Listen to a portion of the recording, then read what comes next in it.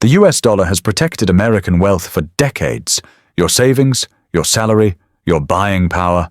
But what if it's quietly losing that power right now? Here's what most people miss. If the dollar weakens, you won't see it first on Wall Street. You'll feel it at the gas pump, at the grocery store, when your paycheck suddenly doesn't stretch as far as it did last year.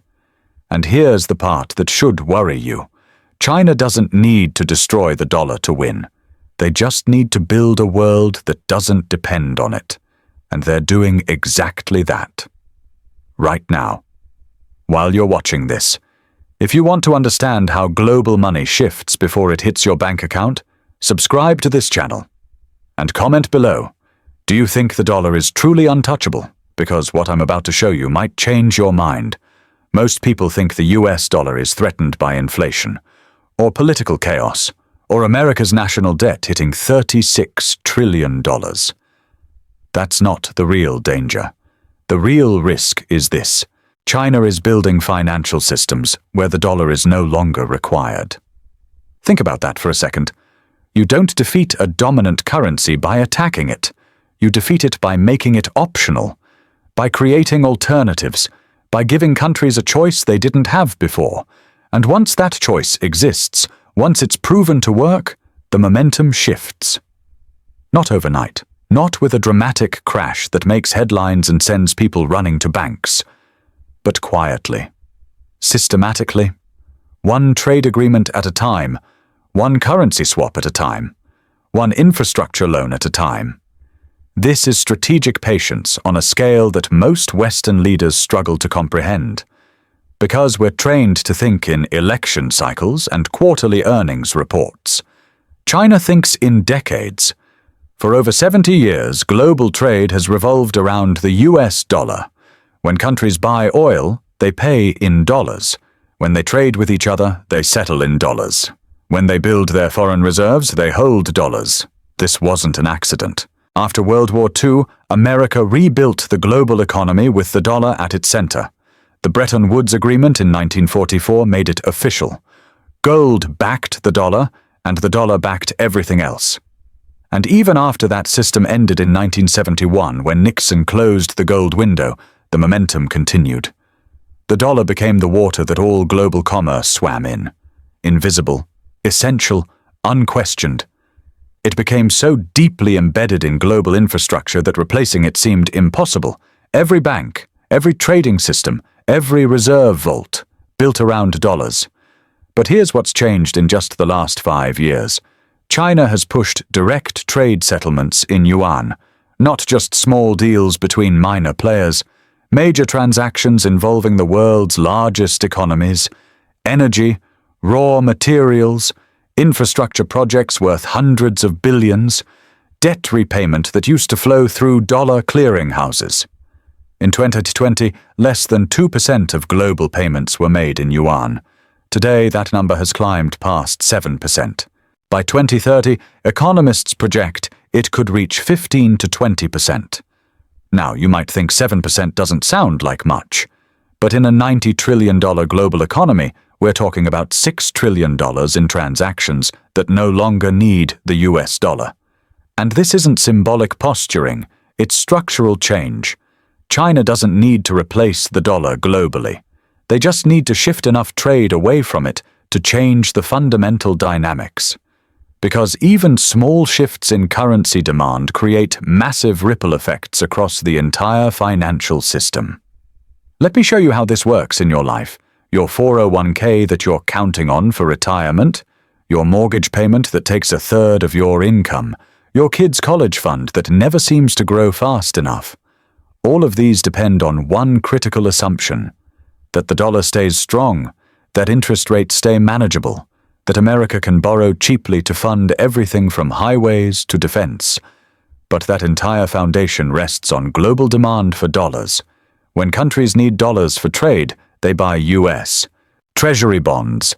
That constant demand keeps interest rates low. It makes your 30-year mortgage affordable at 6% instead of 10%. It funds government programs without crushing tax increases that would take another chunk of your paycheck. It's the invisible subsidy that makes American prosperity possible. The secret advantage that nobody talks about because it's always just been there. Now imagine that demand starts to fade. Not disappear completely in some apocalyptic scenario. Just fade gradually. Countries still use dollars for many transactions, but they need fewer of them.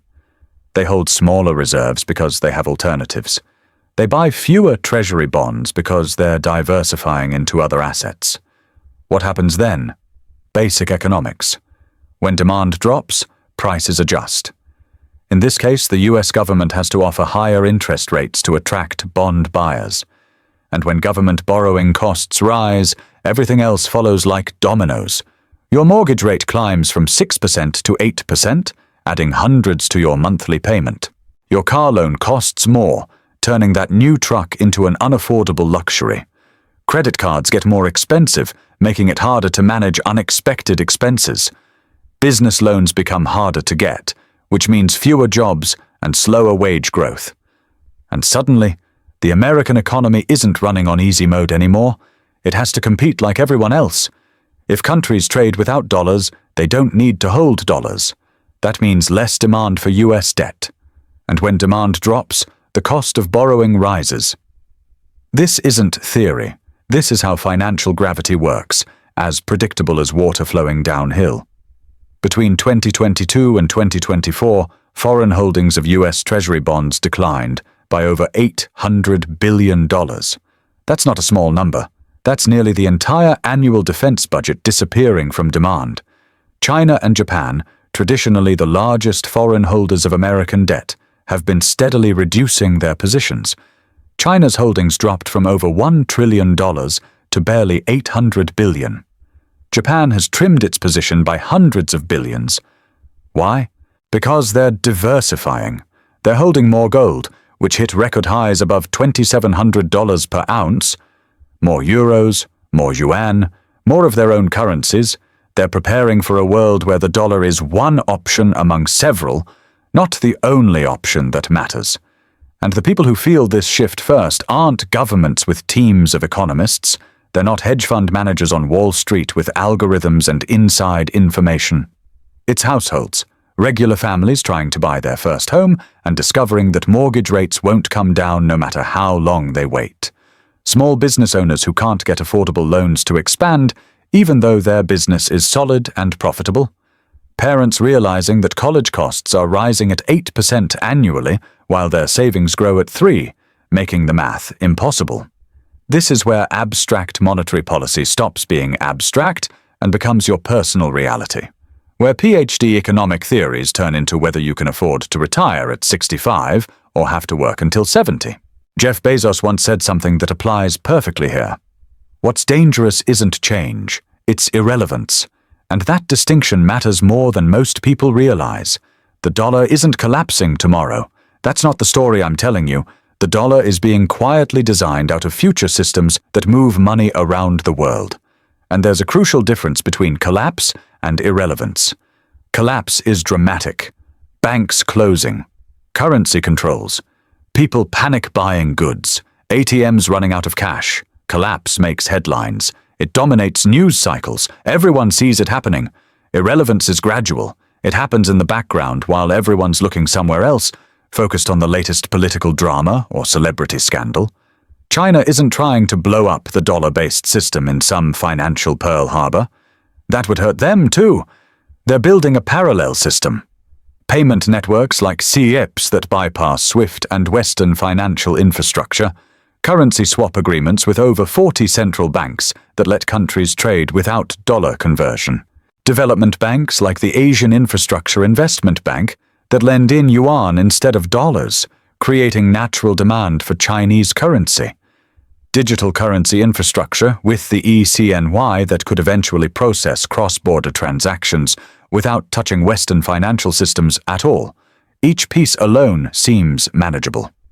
Just another news story that gets buried on page 6. But together, they form an alternative architecture for global finance. A complete system that works independently of American control. And once that architecture proves it works reliably, other countries start using it, not because they hate America or want to destroy the West, but because it serves their practical interests.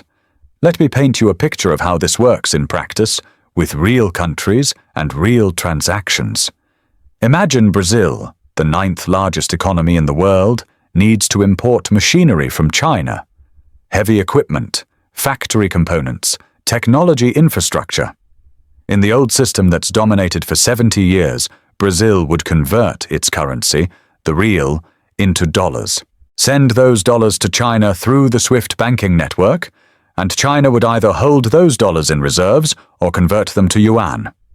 The dollar was the middleman in every international transaction, taking a cut and giving America visibility into global money flows.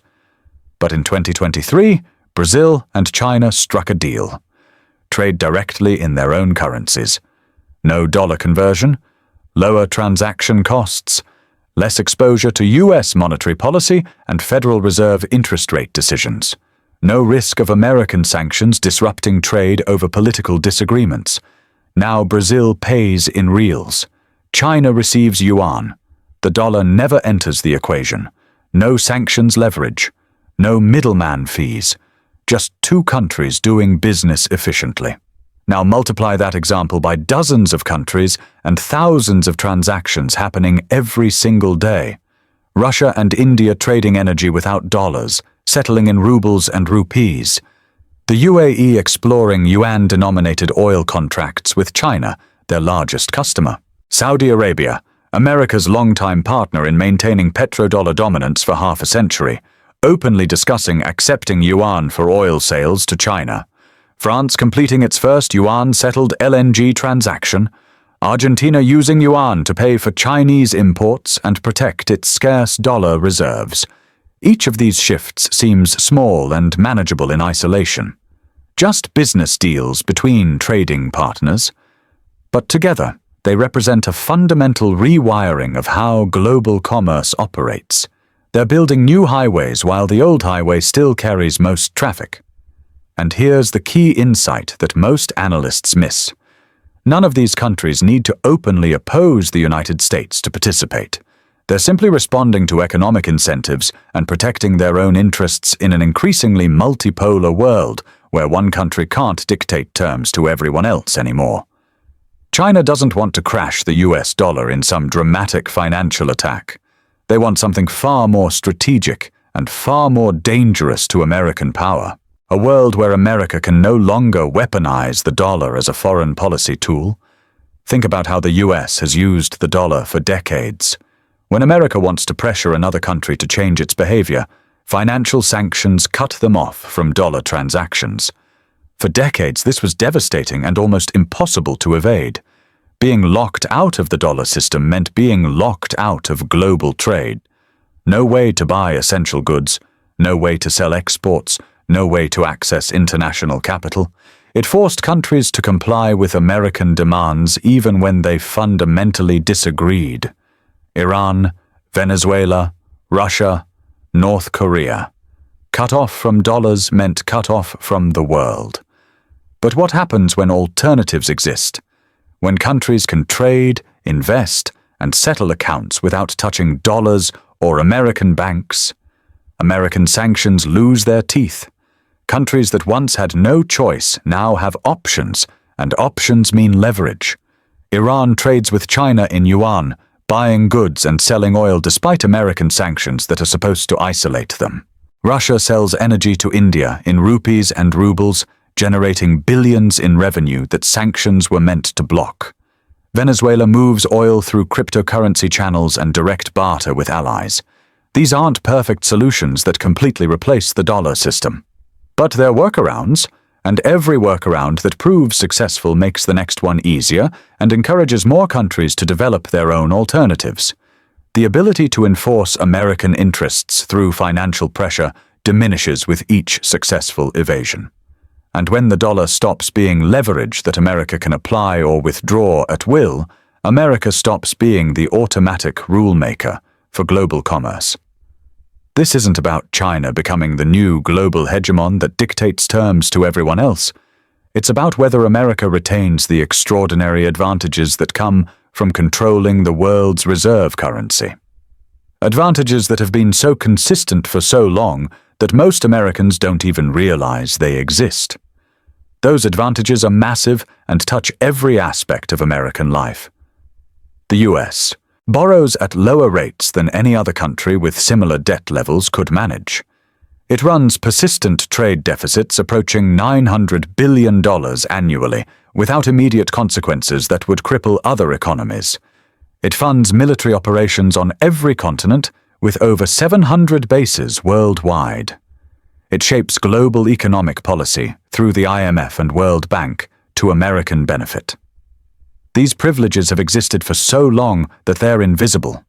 They're just how the world works in the minds of most Americans. But they're not laws of nature or permanent features of reality. They're the product of specific historical circumstances that emerged from World War II and the Cold War. And when those circumstances change, when the global balance of power shifts, the advantages fade. Losing reserve currency status doesn't mean America becomes poor overnight or collapses into developing world poverty. It means American power becomes more expensive to project. It means the federal government faces harder budget choices between defense spending, social programs, and infrastructure. It means inflation becomes more difficult to control because the US loses some ability to export inflation by having other countries absorb dollar creation and hold depreciating currency. It means the gap between American living standards and the rest of the world narrows, not through dramatic collapse that makes headlines, but through gradual erosion that compounds over years and decades until one day people look back and wonder when everything changed. Here's what makes this particularly challenging for America to address. The entire American economic and political system has been built on assumptions of dollar dominance.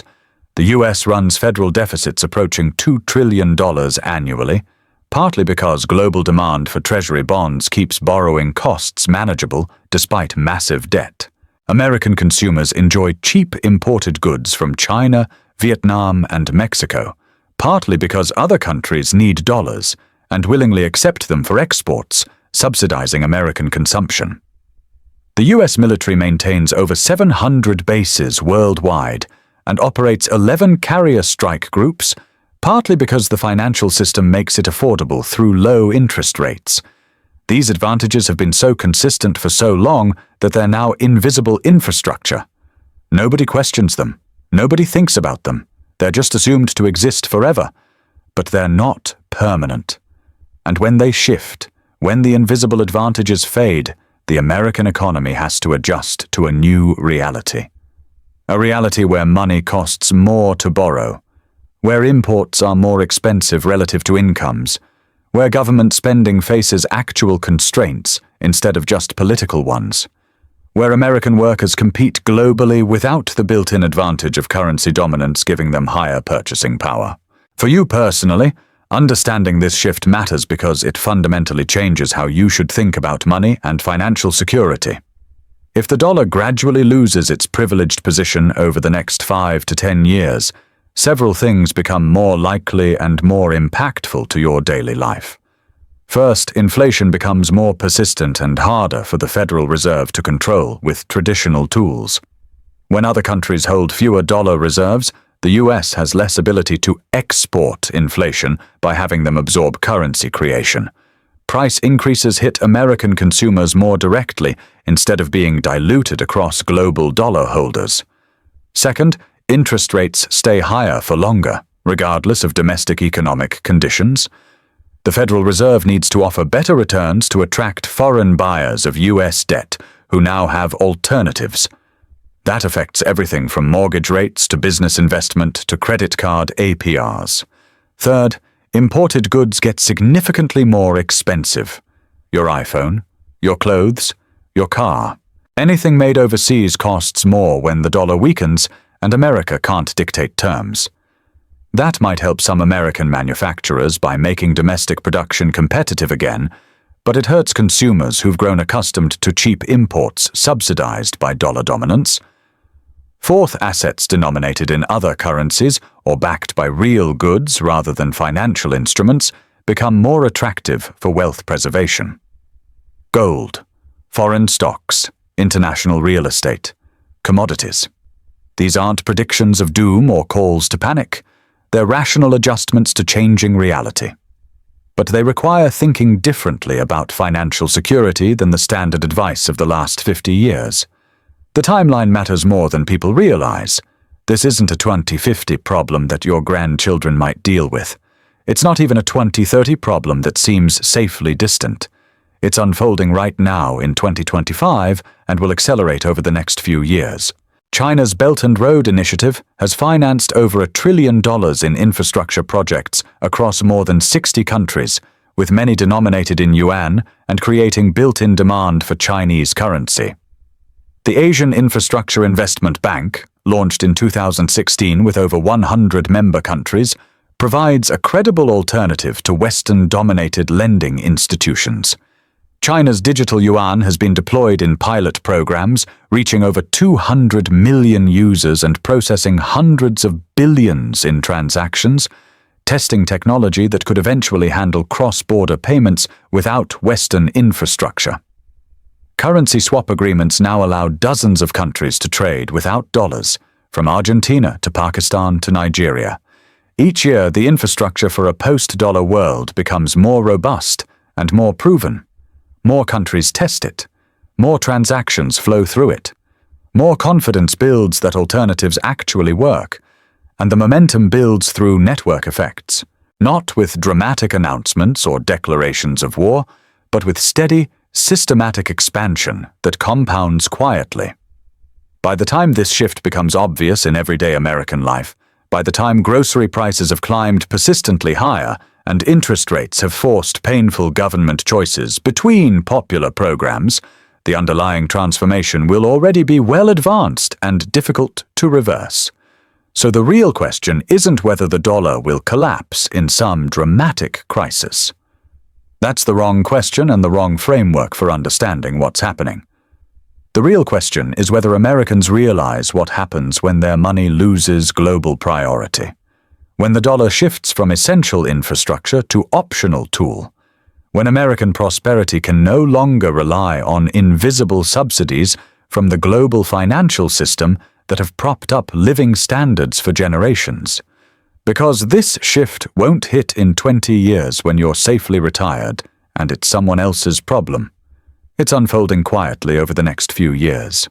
While most people still believe the dollar is untouchable, while politicians promise easy solutions and avoid hard truths, while the evening news focuses on everything except the slow rewiring of global finance happening beneath the surface of daily headlines.